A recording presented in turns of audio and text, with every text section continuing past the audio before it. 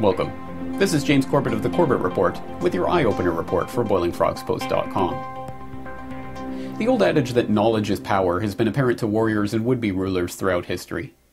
A well-known illustration from the annals of history revolves around Nathan Rothschild, the British representative of Mayer Amschel's infamous Rothschild banking dynasty. At the Battle of Waterloo, Rothschild's riders and messengers were able to get news of Napoleon's defeat home to Nathan a full day in advance of the government's own news carriers. As the story goes, Nathan was able to convince the public that he had in fact received news of Wellington's defeat by selling heavily on the English stock market. When panic selling ensued, Rothschild had his agents buying up the stocks at pennies on the pound. By the time the news of Napoleon's defeat reached Britain's shores, Rothschild had already secured his position as one of the richest men in Britain, a fortune that was only further leveraged in the ensuing years, lending post-war stabilization funds to Europe's monarchies.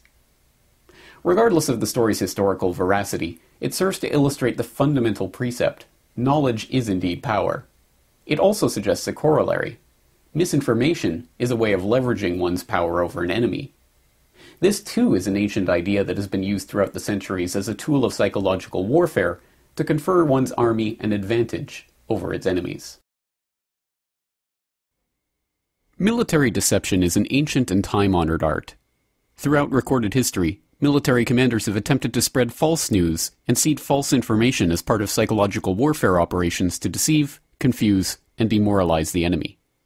During the Crusades in 1271, Sultan Baybars successfully took the Crusaders' crack des Chevaliers in Syria by conveying a letter to the knights garrisoned there, telling them to surrender. The letter, supposedly from the head of their order in Jerusalem, was in fact a crude forgery, but the gambit worked. The knights capitulated, and the Sultan took the castle. However, it wasn't until the invention and widespread use of technologies like the printing press and then the radio and the television that the modern conception of news was formulated. The broadsheet, the magazine, and the newspaper started to give people a sense of a regularly published digest of news stories. These technologies also enabled the possibility of mechanizing false news to spread propaganda to the enemy. Some of the most dramatic examples of this came in the 20th century, with the use of airplanes to spread propaganda leaflets. In the Napoleonic Wars, from ships standing off the French coast, the British launched kites bearing anti-morale leaflets.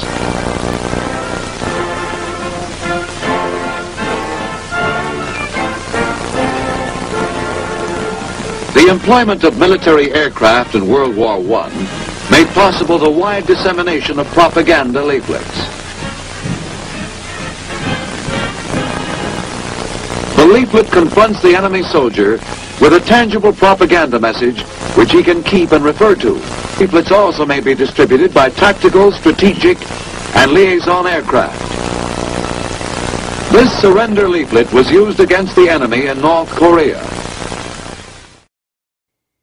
And the use of radio to direct transmissions across enemy lines in the hope of swaying public opinion.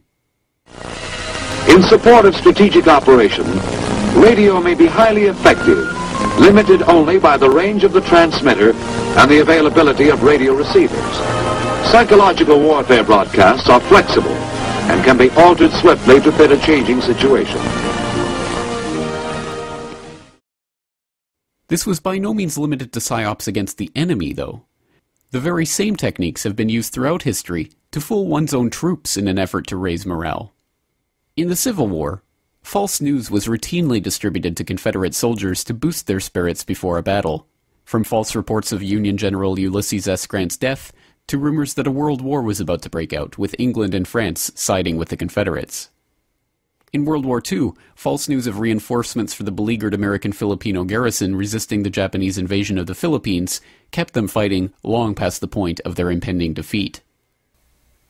One of the most extreme examples of false information spread to confuse, panic, or disarm a nation, however, are news stories that are completely made up from whole cloth and broadcast as if they are real. These stories too, although more rare, can be devastatingly effective in confusing and demoralizing enemies, or panicking the public. You've been watching an excerpt of this week's Eye Opener Report. To continue watching the report, please log into BoilingFrogsPost.com.